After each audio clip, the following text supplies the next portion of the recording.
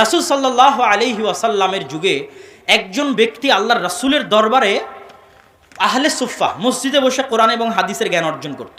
তার ভাই একদিন আল্লাহ রাসূলকে এসে বলছে, আল্লাহ রাসূল ফাশাকাল মুহতারিফ আখাহু ইলান নবী, তার যে ভাইটা উপার্জন করে সে এসে আল্লাহ রাসূলকে বলছে, আল্লাহ রাসূল আমার ভাই আপনার দরবারে সারাদিন বসে থাকে, বাড়ির কোনো কাজ কারবার করে না, এখানেই কোরআন এবং হাদিস তেলাওয়াত করে জ্ঞান অর্জন করে, আমার ইনকামে অনেক সমস্যা হয়। তখন রাসূল সাল্লাল্লাহু আলাইহি ওয়াসাল্লাম তাকে বললেন, লাআল্লাকা তুরযাকু বিহ, শোনো তোমার ভাই আহলুস সুফফাদের সাথে কোরআন তেলাওয়াত করে, হাদিস মুখস্থ করে, তোমার সাথে ইনকামে সহযোগিতা করতে পারে না। তুমি একটা জিনিস জেনে রাখো, তুমি যতটুকু ইনকাম করো ততটুকু তুমি যে তোমার এই ভাই, যে ভাই আমার আহলুস সুফফায় পড়তেছে তার খরচ বহন করতেছো, এর খরচ বহন করার কারণেই তুমি যতটুকু রিজিক পাও অতটুকু পেয়ে থাকো। কথা যদি বুঝতে না পারেন তাহলে আমি বুঝাতে ব্যর্থ। এবার এটাকে আরও স্পষ্ট করি। পৃথিবীতে সব মানুষ নিজ নিজ ভাগ্য নিয়ে আসেনি, যেটা শুরুতে আলোচনা করেছি যে কেউ নিজের রিজিক ছাড়া দুনিয়া থেকে যাবে না, সবাই নিজ নিজ রিজিক এনেছে। এবার দেখেন, আপনার যখন আপনি একাই ছিলেন তখন আল্লাহ আপনার একার রিজিক আপনাকে দিত। আজকে আপনি বিবাহ করলেন, আপনার স্ত্রী কি তার রিজিক নিয়ে দুনিয়াতে আসেনি? বিবাহ করে আপনি তাকে ঘরে নিয়ে আসলেন, এখন ওর রিজিক আল্লাহ কার মাধ্যমে আপনার কাছে পৌঁছাবে? আপনার মাধ্যমে পৌঁছাবে। কেন? ওর রিজিক তো আল্লাহকে দিতে হবে, এটা তো আল্লাহর দায়িত্ব। ও তো ঘরে বসে আছে, ও তো চাকরি করতে যায় না। শত শত স্ত্রী, হাজারো লাখো স্ত্রী আছে যারা যায় না কি করতে? চাকরি করতে যায় না, বাড়িতে কাজ করতেছে, সন্তান সন্ততি লালন পালন করতেছে। সে কি রিজিক নিয়ে আসেনি? তার রিজিক আল্লাহ কার হাত দিয়ে দিবে? আপনার হাত দিয়ে দিবে। আজকে একটা সন্তান হলো, সে কি রিজিক নিয়ে আসেনি? ওই সন্তানের ভাগ্যে যদি গোস্ত খাওয়া লেখা থাকে তো ওই গোস্ত খাওয়ার টাকা আল্লাহ কার হাত দিয়ে দিবে? আপনার হাত দিয়ে দিবে। ওর ভাগ্যে যদি ভালো পোশাক আশাক লেখা থাকে তো ওই ভালো পোশাক আশাকের টাকা আল্লাহ কার হাত দিয়ে দিবে? আপনার হাত দিয়ে দিবে। তাহলে আগে যখন আপনি একাই ছিলেন তখন আপনার একার রিজিক আপনার কাছে আসতো। স্ত্রী আসলো, স্ত্রীর রিজিক যোগ হলো, স্ত্রীর রিজিক আপনার কাছে আসে। সন্তান যোগ হলো, সন্তানের রিজিক আল্লাহ আপনার কাছে পাঠায়। এবার মাদ্রাসার দুটো এতিম সন্তান, যেটা দানের কথা আসলো, ওই দুটো এতিমের কি রিজিক নাই? রিজিক আছে। ওই দুটো এতিমের রিজিকের দায়িত্ব যদি আপনি বহন করেন তো ওই দুটো এতিমের রিজিকের টাকা আল্লাহ কার হাত দিয়ে দিবে? আপনার হাত দিয়ে দিবে। এটা কার দায়িত্ব? আল্লাহর দায়িত্ব। আপনি পৃথিবীর যত মানুষের রিজিকের দায়িত্ব উঠাবেন তত মানুষের রিজিকের ব্যবস্থা আল্লাহ আপনার হাত দিয়ে করে দিবে, যত মানুষের। কেননা আসল রিজিক দাতাকে আপনি না উঠালেও কি ওদের ভাত হতো না? কে দিত? আপনি উঠিয়ে দেখেন, আল্লাহ আপনার মাধ্যম দিয়ে দিবে। এটাই হলো দান করা, বিবাহ করা, সন্তান সন্ততি বেশি হওয়ার ফল। লা তাকতুলু আওলাদাকুম খাশিয়াতা ইমলাক নাহনু নারযুকুকুম ওয়া ইয়াহুম। হে মানুষ, তোরা দারিদ্রতার ভয়ে সন্তান হত্যা করিস না। কেননা এখন পর্যন্ত তুই তোর নিজের রিজিকের মালিক হতে পারিসনি। এখন পর্যন্ত তোর রিজিকের দায়িত্ব আমি আল্লাহ আমার উপরে, তোকে খাওয়ায় আমি, তোর সন্তান হলে তাকেও খাওয়াবো আমি। পৃথিবী চালায় আল্লাহ, কিভাবে চালাতে হবে এটা কে ভালো বোঝেন? আল্লাহ ভালো বোঝেন। অতএব সন্তান কম নেবেন রিজিকের ভয়ে, মানে আপনি আল্লাহকে এখনো চিনেন না। কি করতে পারেননি? চিনতে পারেননি। আপনি যদি মনে করেন সন্তান নিলে খাওয়াবো কি পড়াবো কি, মানে আপনি কাকে অপমান করছেন জানেন? আল্লাহর দয়াকে, আল্লাহর রহমতকে, আল্লাহর রিজিক দিতে পারার ক্ষমতাকে, আল্লাহর এই ওয়াদাকে। ওয়ামা মিন দাব্বাতিন ফিল আরদি ইল্লা আলাল্লাহি রিজকুহা।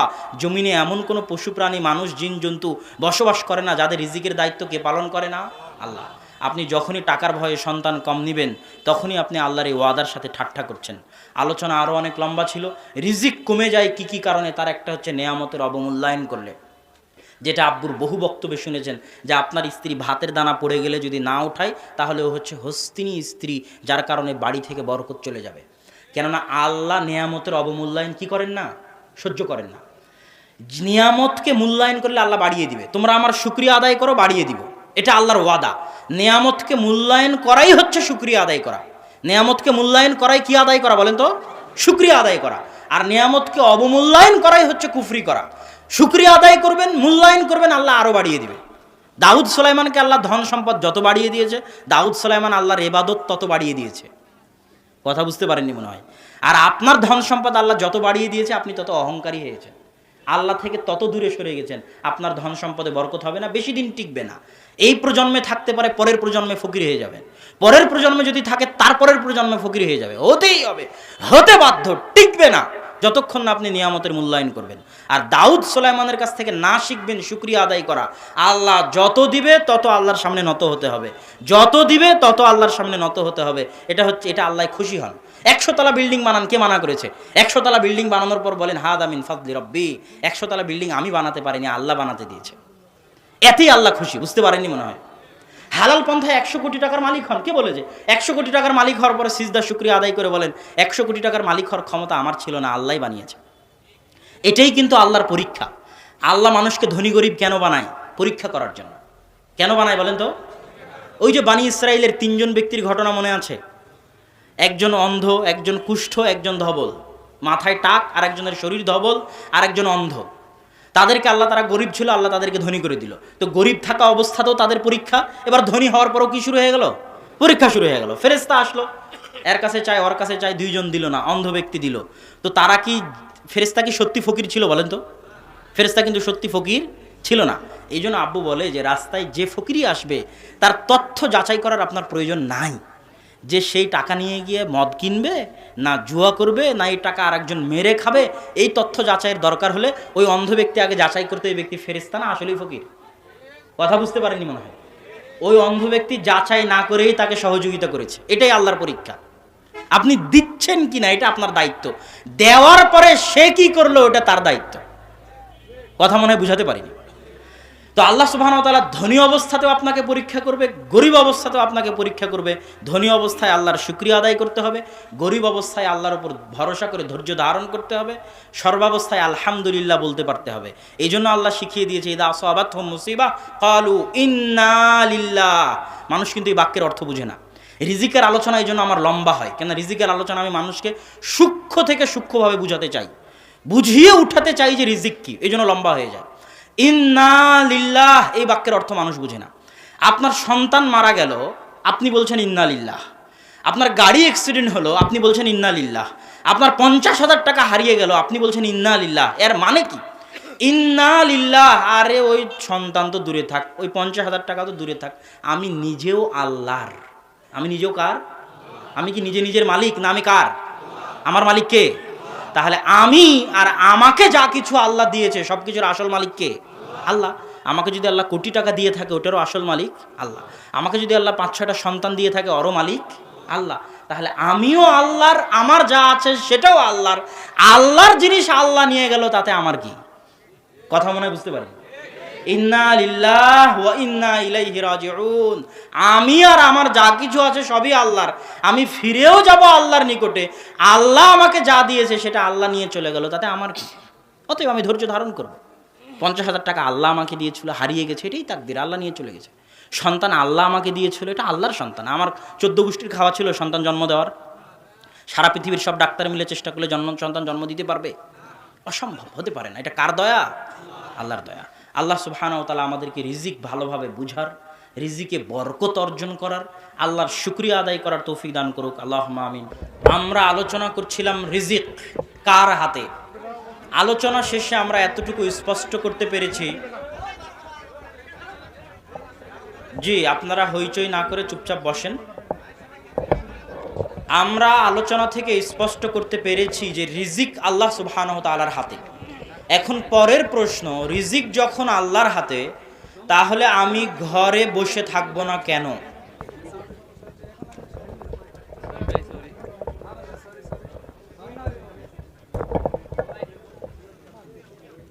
এখন দ্বিতীয় প্রশ্ন হচ্ছে, রিজিক যখন আল্লাহর হাতে তাহলে ঘরে কেন বসে থাকবো না?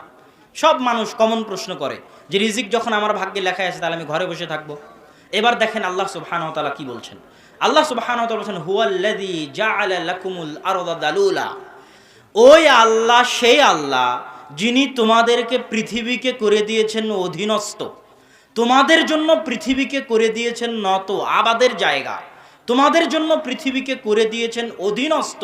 তিনিই সেই আল্লাহ। কেন অধীনস্থ করেছেন?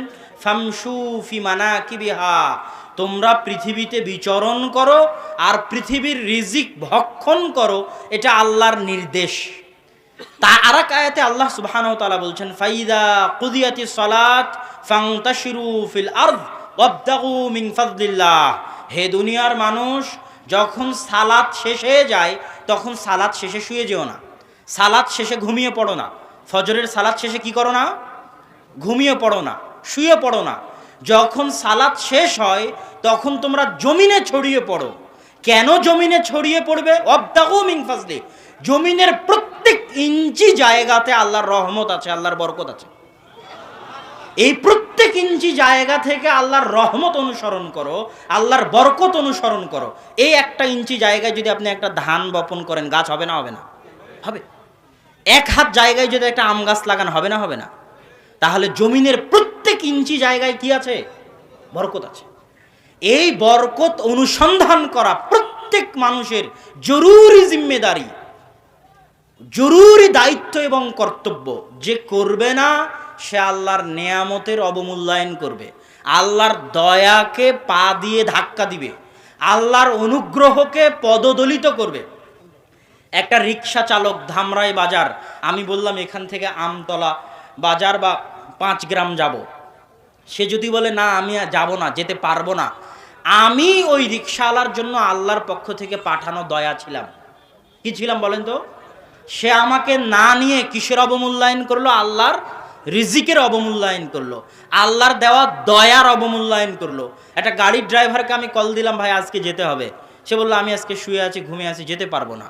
সে কিসের অবমূল্যায়ন করলো বলেন তো? রিজিকের অবমূল্যায়ন করলো। আপনার জীবনে হালাল পন্থায় উপার্জন করতে পারবেন এমন একটা টাকাও কার দয়া? আল্লাহর দয়া। ওই একটা টাকা মনে করেন না যে আপনি এমনি পেয়ে গেছেন, আল্লাহ দয়া না করলে পাওয়ার সুযোগ তৈরি হতো না। আল্লাহ যখন দয়া দিয়ে পাওয়ার সুযোগ তৈরি করে দিয়েছে, তখন আপনি কোন লাট সাহেব যে আল্লাহর ওই দয়া সংগ্রহ করবেন না? আল্লাহর ওই দয়া সংগ্রহ করা ইবাদত, নত হওয়া আল্লাহর সামনে।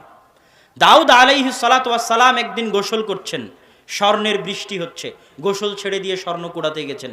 দাউদকে আল্লাহ ধন সম্পদ অত কম দেননি যে গোসল ছেড়ে দিয়ে স্বর্ণ কুড়াতে হবে, এত ধন সম্পদ কম দেননি। দাউদ আলাইহিস সালাম কেন গেলেন? কোটি টাকার মালিক হলেও দাউদ সুলাইমান কোটি কোটি কোটি কোটি টাকার মালিক হওয়ার পরও কার দয়ার ভিখারি? আল্লাহর দয়ার ভিখারি। দাউদ এটা আল্লাহকে দেখাতে চায় যে আল্লাহ আমি কোটি টাকার মালিক হয়েছি ঠিকই, কিন্তু যে 1 টাকা পড়ে আছে ওই 1 টাকার আমি ভিখারি, কেন ওই 1 টাকা তোমার দয়া। এটাই হচ্ছে একজন মুসলমানের আবেগ এবং অনুভূতি। সুতরাং আপনি রিজিক আল্লাহর হাতে, কিন্তু রিজিক দয়া। তো রিজিক আপনি অনুসন্ধান করবেন কেন?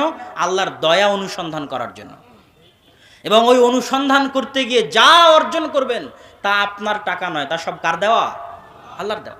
আল্লাহ কোরআনে কোনো জায়গায় বলেনি যে আপনার টাকা দান করতে হবে। মিম্মা রাযাকনাহুম, আপনার পকেটে যে টাকা আছে ওটা আমি আল্লাহ দিয়েছি, আমার দেওয়া টাকা তুমি আল্লাহ আমার রাস্তায় ব্যয় করো। আল্লাহ কোথাও স্বীকার করেনি যে আপনার 10 বিঘা সম্পত্তির মালিক আপনি, ওটার আসল মালিক কে? আজ থেকে 500 বছর আগে আরেকজন ছিল, 500 বছর পরে আরেকজন হবে, কিন্তু আসল মালিক কে? আল্লাহ সুবহানাহু ওয়া তাআলা। সুতরাং রিজিক অনুসন্ধান করতে হবে, রিজিক অনুসন্ধান করা জরুরি দায়িত্ব ও কর্তব্য। আলোচনা আমি সংক্ষিপ্ত করে দিচ্ছি, রিজিক বাড়বে কিভাবে। রিজিক বাড়া মানে হচ্ছে বরকত। ইসলামে রিজিক বৃদ্ধি মানে কি বলেন তো? বরকত। আগে বরকত জিনিসটা বুঝেন যে বরকত কি। রাসূল সাল্লাল্লাহু আলাইহি ওয়াসাল্লাম মাত্র 23 বছর, মাত্র 23 বছর তিনি দাওয়াত দিয়েছেন। মাত্র কত বছর? 23 বছর। আব্দুর রাজ্জাক বিন ইউসুফ দাওয়াত দিচ্ছেন 30 বছর থেকে। কত বছর থেকে? আর আল্লাহ রাসূল মাত্র দাওয়াত দিয়েছেন কয় বছর? 23 বছর।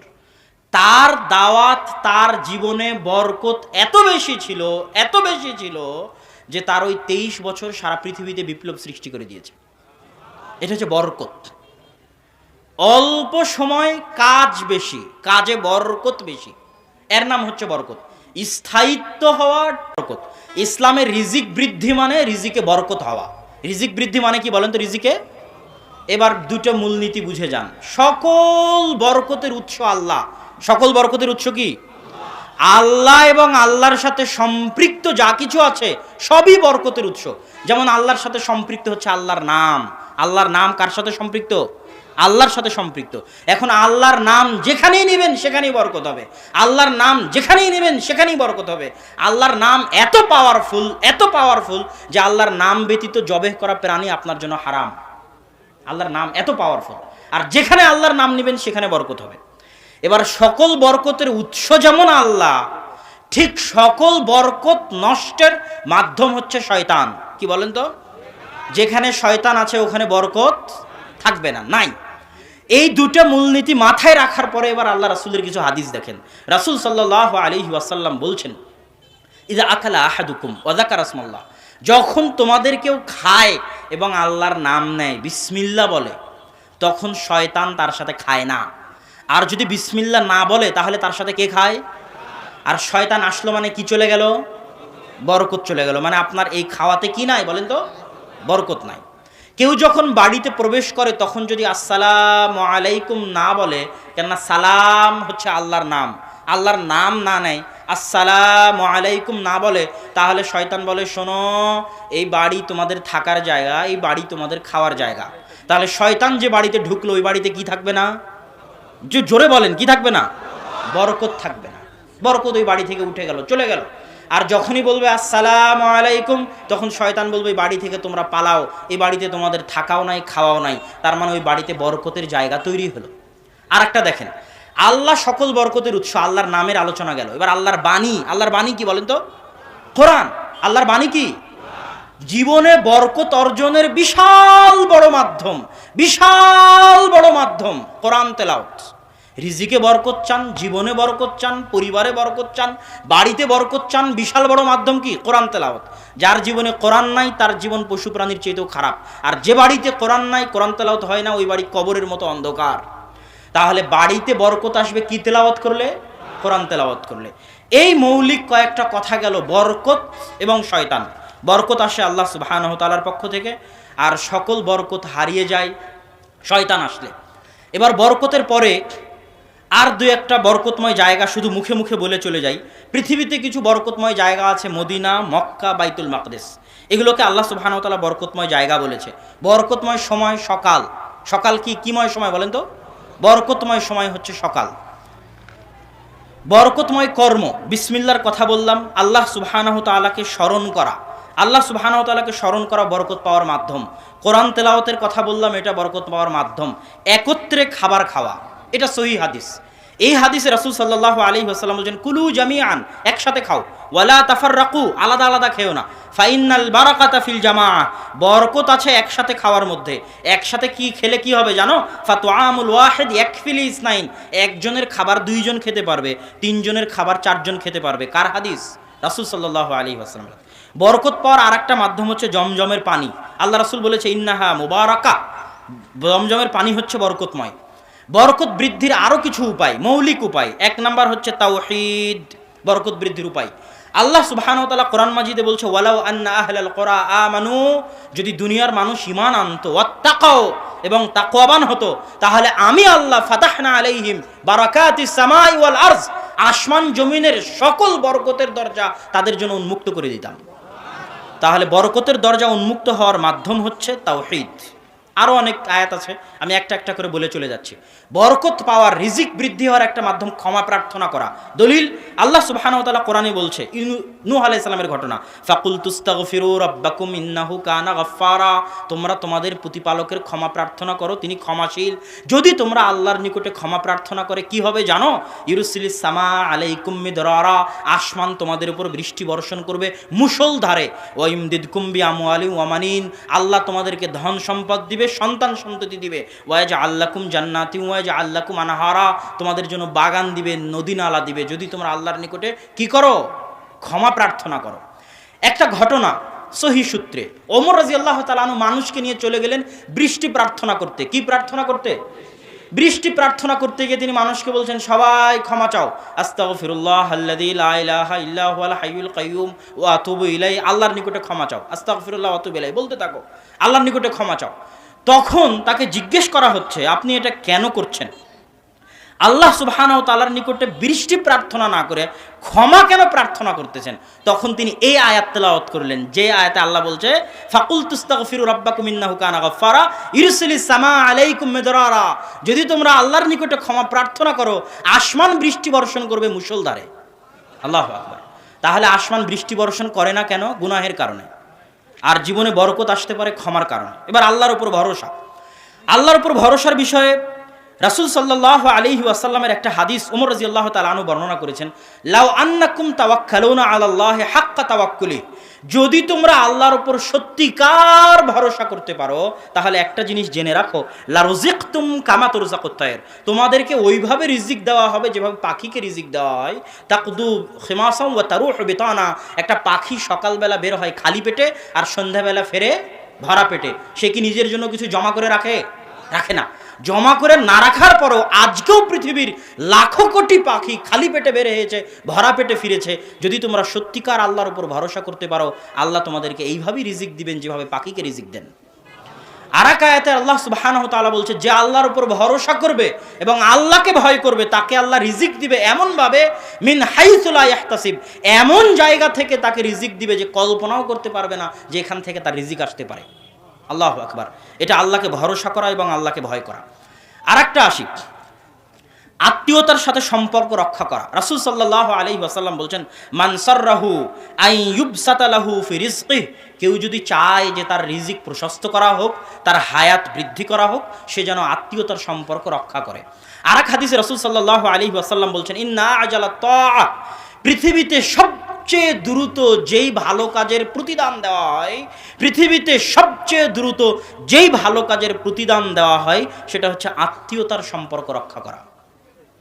আমি এটা বলতে চাই না, কিন্তু আব্বু পাশে বসে আছে তাও বলতেছি, আমি এটাই মনে করি যে আব্বু তার জীবনে যে রহমত বরকত অর্জন করেছে এটার পুরোটার অনেকাংশের একটা বড় ভিত্তি হচ্ছে আত্মীয়দের সাথে খোঁজখবর রক্ষা করা, আত্মীয়দের সাথে সুসম্পর্ক রক্ষা করা। এটা আমার কাছে মনে হয় আব্বুর ক্ষেত্রে। তো আত্মীয়দের সাথে, ভাই বোনের সাথে সুসম্পর্ক রক্ষা করা পৃথিবীতে এমন কঠিন কাজ, সহি আকিদার দোহাই দিয়ে এটা থেকে পার পাওয়া যাবে না। শত মানুষ ফোন করে বলে যে আমি সহি আকিদে অংশগ্রহণ করেছি, আমার ভাই সহি আকিদে আসেনি, তার সাথে কি সম্পর্ক রক্ষা করব? আমার বাপ সহি আকিদে আসেনি, বেদাতি, তার সাথে কি সম্পর্ক রক্ষা করব? এই প্রশ্ন করা মানে সে এখনো ইসলাম বুঝেনি। সহি আকিদা দিয়ে আত্মীয়তার সম্পর্ক থেকে রক্ষা পাওয়া যাবে না। যদি মুশরিক হয়, কাফের হয়, তবুও ভালো সম্পর্ক রক্ষা করতে হবে, না হলে রিজিক উঠে যাবে, বরকত উঠে যাবে। তাহলে আত্মীয়তার সম্পর্ক এমন ভয়ঙ্কর যে আত্মীয় তার সম্পর্ককে আল্লাহ বলেছে, শোনো, যে তোমার সাথে সম্পর্ক রক্ষা করবে আমি আল্লাহ তার সাথে সম্পর্ক রক্ষা করব। আত্মীয়তার সম্পর্ক শোনো, যে তোমার সাথে সম্পর্ক ছিন্ন করে দিবে আমি আল্লাহ তার সাথে সম্পর্ক ছিন্ন করে দিব। 3 নাম্বার, আল্লাহর রাস্তায় ব্যয় করা। আরও অনেক পয়েন্ট আছে। আল্লাহর রাস্তায় ব্যয় করলে ধন সম্পদ বৃদ্ধি পায়, এটা আল্লাহর ওয়াদা, কিন্তু মানুষ বুঝে না কেমনে বৃদ্ধি পাবে। বিবাহ করলে ধন সম্পদ বৃদ্ধি পাবে, এটা আল্লাহ রাসূলের ওয়াদা, মানুষ বুঝে না কেমনে বৃদ্ধি পাবে। সন্তান সন্ততি বেশি হলে ধন সম্পদ বৃদ্ধি হবে, এটা আল্লাহ রাসূলের ওয়াদা, মানুষ বুঝে না কেমনে বৃদ্ধি পাবে। আমি এই দান করা, বিবাহ করা এবং সন্তান সন্ততি হওয়া, তিনটাকে একসাথে উদাহরণ দিয়ে বলে আজকের বক্তব্যের শেষের দিকে চলে যাব। তার আগে একটা হাদিস বলি। রাসূল সাল্লাল্লাহু আলাইহি ওয়াসাল্লামের যুগে একজন ব্যক্তি আল্লাহর রাসূলের দরবারে আহলে সুফা মসজিদে বসে কোরআন এবং হাদিসের জ্ঞান অর্জন করত। তার ভাই একদিন আল্লাহ রাসূলকে এসে বলছে, আল্লাহ রাসূল, ফাশাকাল মুহতারিফ আখাহু ইলান নবী, তার যে ভাইটা উপার্জন করে সে আল্লাহ রাসূলকে বলছে, আল্লাহ রাসূল, আমার ভাই আপনার দরবারে সারাদিন বসে থাকে, বাড়ির কোনো কাজ কারবার করে না, এখানেই কোরআন এবং হাদিস তেলাওয়াত করে জ্ঞান অর্জন করে, আমার ইনকামে অনেক সমস্যা হয়। তখন রাসূল সাল্লাল্লাহু আলাইহি ওয়াসাল্লাম তাকে বললেন, লাআল্লাকা তুরযাকু বিহ, শোনো, তোমার ভাই আহলুস সুফাদের সাথে কোরআন তেলাওয়াত করে, হাদিস মুখস্থ করে, তোমার সাথে ইনকামে সহযোগিতা করতে পারে না। তুমি একটা জিনিস জেনে রাখো, তুমি যতটুকু ইনকাম করো ততটুকু তুমি যে তোমার এই ভাই, যে ভাই আমার আহলুস সুফায় পড়তেছে তার খরচ বহন করতেছো, এর খরচ বহন করার কারণেই তুমি যতটুকু রিজিক পাও অতটুকু পেয়ে থাকো। কথা যদি বুঝতে না পারেন তাহলে আমি বুঝাতে ব্যর্থ। এবার এটাকে আরও স্পষ্ট করি। পৃথিবীতে সব মানুষ নিজ নিজ ভাগ্য নিয়ে আসেনি, যেটা শুরুতে আলোচনা করেছি, যে কেউ নিজের রিজিক ছাড়া দুনিয়া থেকে যাবে না, সবাই নিজ নিজ রিজিক এনেছে। এবার দেখেন, আপনার যখন আপনি একাই ছিলেন তখন আল্লাহ আপনার একার রিজিক আপনাকে দিত। আজকে আপনি বিবাহ করলেন, আপনার স্ত্রী কি তার রিজিক নিয়ে দুনিয়াতে আসেনি? বিবাহ করে আপনি তাকে ঘরে নিয়ে আসলেন, এখন ওর রিজিক আল্লাহ কার মাধ্যমে আপনার কাছে পৌঁছাবে? আপনার মাধ্যমে পৌঁছাবে। কেন? ওর রিজিক তো আল্লাহকে দিতে হবে, এটা তো আল্লাহর দায়িত্ব। ও তো ঘরে বসে আছে, ও তো চাকরি করতে যায় না। শত শত স্ত্রী, হাজারো লাখো স্ত্রী আছে যারা যায় না কি করতে? চাকরি করতে যায় না, বাড়িতে কাজ করতেছে, সন্তান সন্ততি লালন পালন করতেছে। সে কি রিজিক নিয়ে আসেনি? তার রিজিক আল্লাহ কার হাত দিয়ে দিবে? আপনার হাত দিয়ে দিবে। আজকে একটা সন্তান হলো, সে কি রিজিক নিয়ে আসেনি? ওই সন্তানের ভাগ্যে যদি গোস্ত খাওয়া লেখা থাকে তো ওই গোস্ত খাওয়ার টাকা আল্লাহ কার হাত দিয়ে দিবে? আপনার হাত দিয়ে দিবে। ওর ভাগ্যে যদি ভালো পোশাক আশাক লেখা থাকে তো ওই ভালো পোশাক আশাকের টাকা আল্লাহ কার হাত দিয়ে দিবে? আপনার হাত দিয়ে দিবে। তাহলে আগে যখন আপনি একাই ছিলেন তখন আপনার একার রিজিক আপনার কাছে আসতো, স্ত্রী আসলো স্ত্রীর রিজিক যোগ হলো স্ত্রীর রিজিক আপনার কাছে আসে, সন্তান যোগ হলো সন্তানের রিজিক আল্লাহ আপনার কাছে পাঠায়। এবার মাদ্রাসার দুটো এতিম সন্তান, যেটা দানের কথা আসলো, ওই দুটো এতিমের কি রিজিক নাই? রিজিক আছে। ওই দুটো এতিমের রিজিকের দায়িত্ব যদি আপনি বহন করেন তো ওই দুটো এতিমের রিজিকের টাকা আল্লাহ কার হাত দিয়ে দিবে? আপনার হাত দিয়ে দিবে। এটা কার দায়িত্ব? আল্লাহর দায়িত্ব। আপনি পৃথিবীর যত মানুষের রিজিকের দায়িত্ব উঠাবেন তত মানুষের রিজিকের ব্যবস্থা আল্লাহ আপনার হাত দিয়ে করে দিবে, যত মানুষের। কেননা আসল রিজিক দাতাকে আপনি না উঠালেও কি ওদের ভাত হতো না? কে দিত? আপনি উঠিয়ে দেখেন আল্লাহ আপনার মাধ্যম দিয়ে দিবে। এটাই হলো দান করা, বিবাহ করা, সন্তান সন্ততি বেশি হওয়ার ফল। লা তাকতুলু আওলাদাকুম খাশিয়াতা ইমলাক নাহনু নারযুকুকুম ওয়া ইয়াহুম। হে মানুষ, তোরা দারিদ্রতার ভয়ে সন্তান হত্যা করিস না, কেননা এখন পর্যন্ত তুই তোর নিজের রিজিকের মালিক হতে পারিসনি। এখন পর্যন্ত তোর রিজিকের দায়িত্ব আমি আল্লাহ আমার উপরে, তোকে খাওয়ায় আমি, তোর সন্তান হলে তাকেও খাওয়াবো আমি। পৃথিবী চালায় আল্লাহ, কিভাবে চালাতে হবে এটা কে ভালো বোঝেন? আল্লাহ ভালো বোঝেন। অতএব সন্তান কম নেবেন রিজিকের ভয়ে, মানে আপনি আল্লাহকে এখনো চিনেন না। কি করতে পারেননি? চিনতে পারেননি। আপনি যদি মনে করেন সন্তান নিলে খাওয়াবো কি পড়াবো কি, মানে আপনি কাকে অপমান করছেন জানেন? আল্লাহর দয়াকে, আল্লাহর রহমতকে, আল্লাহর রিজিক দিতে পারার ক্ষমতাকে, আল্লাহর এই ওয়াদাকে। ওয়ামা মিন দাব্বাতিন ফিল আরদি ইল্লা আলাল্লাহি রিজকুহা। জমিনে এমন কোনো পশু প্রাণী, মানুষ, জিন জন্তু বসবাস করে না যাদের রিজিকের দায়িত্ব কে পালন করে না? আল্লাহ। আপনি যখনই টাকার ভয়ে সন্তান কম নেবেন তখনই আপনি আল্লাহর এই ওয়াদার সাথে ঠাট্টা করছেন। আলোচনা আরও অনেক লম্বা ছিল। রিজিক কমে যায় কি কি কারণে, তার একটা হচ্ছে নেয়ামতের অবমূল্যায়ন করলে। যেটা আব্বুর বহু বক্তব্যে শুনেছেন যে আপনার স্ত্রী ভাতের দানা পড়ে গেলে যদি না উঠায় তাহলে ও হচ্ছে হস্তিনী স্ত্রী, যার কারণে বাড়ি থেকে বরকত চলে যাবে। কেননা আল্লাহ নেয়ামতের অবমূল্যায়ন কি করেন না? সহ্য করেন না। নিয়ামতকে মূল্যায়ন করলে আল্লাহ বাড়িয়ে দিবে। তোমরা আমার শুকরিয়া আদায় করো, বাড়িয়ে দিব, এটা আল্লাহর ওয়াদা। নেয়ামতকে মূল্যায়ন করাই হচ্ছে শুকরিয়া আদায় করা। নেয়ামতকে মূল্যায়ন করাই কি আদায় করা বলেন তো? শুকরিয়া আদায় করা। আর নেয়ামতকে অবমূল্যায়ন করাই হচ্ছে কুফরি করা। শুকরিয়া আদায় করবেন, মূল্যায়ন করবেন, আল্লাহ আরও বাড়িয়ে দিবে। দাউদ সুলাইমানকে আল্লাহ ধন সম্পদ যত বাড়িয়ে দিয়েছে, দাউদ সুলাইমান আল্লাহর ইবাদত তত বাড়িয়ে দিয়েছে। কথা বুঝতে পারেননি মনে হয়। আর আপনার ধন সম্পদ আল্লাহ যত বাড়িয়ে দিয়েছে আপনি তত অহংকারী হয়েছেন, আল্লাহ থেকে তত দূরে সরে গেছেন। আপনার ধন সম্পদে বরকত হবে না, বেশি দিন টিকবে না। এই প্রজন্মে থাকতে পারে, পরের প্রজন্মে ফকির হয়ে যাবে। পরের প্রজন্মে যদি থাকে তারপরের প্রজন্মে ফকির হয়ে যাবে। হতেই হবে, হতে বাধ্য, টিকবে না যতক্ষণ না আপনি নিয়ামতের মূল্যায়ন করবেন। আর দাউদ সুলাইমানের কাছ থেকে না শিখবেন শুকরিয়া আদায় করা। আল্লাহ যত দিবে তত আল্লাহর সামনে নত হতে হবে, যত দিবে তত আল্লাহর সামনে নত হতে হবে। এটা আল্লাহ খুশি হন। 100 তলা বিল্ডিং বানান, কে মানা করেছে? 100 তলা বিল্ডিং বানানোর পর বলেন হাদা মিন ফাদলি রব্বি। 100 তলা বিল্ডিং আমি বানাতে পারিনি, আল্লাহ বানাতে দিয়েছে। এতেই আল্লাহ খুশি। বুঝতে পারেননি মনে হয়। হালাল পন্থায় 100 কোটি টাকার মালিক হন। কে বলেছে? 100 কোটি টাকার মালিক হওয়ার পরে সিজদা শুকরিয়া আদায় করে বলেন 100 কোটি টাকার মালিক হওয়ার ক্ষমতা আমার ছিল না, আল্লাহই বানিয়েছে। এটাই কিন্তু আল্লাহর পরীক্ষা। আল্লাহ মানুষকে ধনী গরিব কেন বানায়? পরীক্ষা করার জন্য। কেন বানায় বলেন তো? ওই যে বানি ইসরাইলের 3 জন ব্যক্তির ঘটনা মনে আছে? একজন অন্ধ, একজন কুষ্ঠ, একজন ধবল, মাথায় টাক, আর একজনের শরীর ধবল, আর একজন অন্ধ। তাদেরকে আল্লাহ, তারা গরিব ছিল, আল্লাহ তাদেরকে ধনী করে দিল। তো গরিব থাকা অবস্থাতেও তাদের পরীক্ষা। এবার ধনী হওয়ার পরও কি শুরু হয়ে গেল? পরীক্ষা শুরু হয়ে গেল। ফেরেশতা আসলো, এর কাছে চাই, ওর কাছে চাই, 2 জন দিল না, অন্ধ ব্যক্তি দিল। তো তারা কি, ফেরেশতা কি সত্যি ফকির ছিল বলেন তো? ফেরেশতা কিন্তু সত্যি ফকির ছিল না। এই জন্য আব্বু বলে যে রাস্তায় যে ফকিরই আসবে তার তথ্য যাচাই করার আপনার প্রয়োজন নাই, যে সেই টাকা নিয়ে গিয়ে মদ কিনবে না জুয়া করবে না এই টাকা আরেকজন মেরে খাবে। এই তথ্য যাচাইয়ের দরকার হলে ওই অন্ধ ব্যক্তি আগে যাচাই করতে, ওই ব্যক্তি ফেরেশতা না আসলেই ফকির। কথা বুঝতে পারেননি মনে হয়। ওই অন্ধ ব্যক্তি যাচাই না করেই তাকে সহযোগিতা করেছে। এটাই আল্লাহর পরীক্ষা। আপনি দিচ্ছেন কি না এটা আপনার দায়িত্ব, দেওয়ার পরে সে কি করলো ওটা তার দায়িত্ব। কথা মনে হয় বুঝাতে পারিনি। তো আল্লাহ সুবহানাহু ওয়া তাআলা ধনী অবস্থাতেও আপনাকে পরীক্ষা করবে, গরিব অবস্থাতেও আপনাকে পরীক্ষা করবে। ধনী অবস্থায় আল্লাহর শুকরিয়া আদায় করতে হবে, গরিব অবস্থায় আল্লাহর উপর ভরসা করে ধৈর্য ধারণ করতে হবে, সর্বাবস্থায় আলহামদুলিল্লাহ বলতে পারতে হবে। এই জন্য আল্লাহ শিখিয়ে দিয়েছে ইদা আসাবাতহুম মুসিবা ক্বালু ইন্না লিল্লাহ। মানুষ কিন্তু এই বাক্যের অর্থ বুঝে না। রিজিকের আলোচনা এই জন্য আমার লম্বা হয়, কেন রিজিকের আলোচনা আমি মানুষকে সূক্ষ্ম থেকে সূক্ষ্মভাবে বুঝাতে চাই, বুঝিয়ে উঠাতে চাই যে রিজিক কি, এই জন্য লম্বা হয়ে যায়। ইন্না লিল্লাহ এই বাক্যের অর্থ মানুষ বুঝে না। আপনার সন্তান মারা গেল, আপনি বলছেন ইন্না লিল্লাহ। আপনার গাড়ি অ্যাক্সিডেন্ট হলো, আপনি বলছেন ইন্না লিল্লাহ। আপনার 50,000 টাকা হারিয়ে গেল, আপনি বলছেন ইন্না লিল্লাহ। এর মানে কি? ইন্না লিল্লাহ। আরে ওই সন্তান তো দূরে থাক, ওই 50,000 টাকা তো দূরে থাক, আমি নিজেও আল্লাহর। আমি নিজেও কার? আমি কি নিজে নিজের মালিক না আমি কার? আমার মালিক কে? তাহলে আমি আর আমাকে যা কিছু আল্লাহ দিয়েছে সব কিছুর আসল মালিক কে? আল্লাহ। আমাকে যদি আল্লাহ কোটি টাকা দিয়ে থাকে ওটারও আসল মালিক আল্লাহ। আমাকে যদি আল্লাহ 5-6টা সন্তান দিয়ে থাকে ওরও মালিক আল্লাহ। তাহলে আমিও আল্লাহর, আমার যা আছে সেটাও আল্লাহর। আল্লাহর জিনিস আল্লাহ নিয়ে গেল, তাতে আমার কি? কথা মনে বুঝতে পারি? ইন্না লিল্লাহ ওয়া ইন্না ইলাইহি রাজিউন। আমি আর আমার যা কিছু আছে সবই আল্লাহর। আমি ফিরেও যাব আল্লাহর নিকটে। আল্লাহ আমাকে যা দিয়েছে সেটা আল্লাহ নিয়ে চলে গেল, তাতে আমার কি? অতএব আমি ধৈর্য ধারণ করব। 50,000 টাকা আল্লাহ আমাকে দিয়েছিল, হারিয়ে গেছে, এটাই তাকদীর, আল্লাহ নিয়ে চলে গেছে। সন্তান আল্লাহ আমাকে দিয়েছিল, এটা আল্লাহর সন্তান। আমার 14 গোষ্ঠীর খাওয়া ছিল সন্তান জন্ম দেওয়ার। সারা পৃথিবীর সব ডাক্তার মিলে চেষ্টা করলে সন্তান জন্ম দিতে পারবে? অসম্ভব, হতে পারে না। এটা কার দয়া? আল্লাহর দয়া।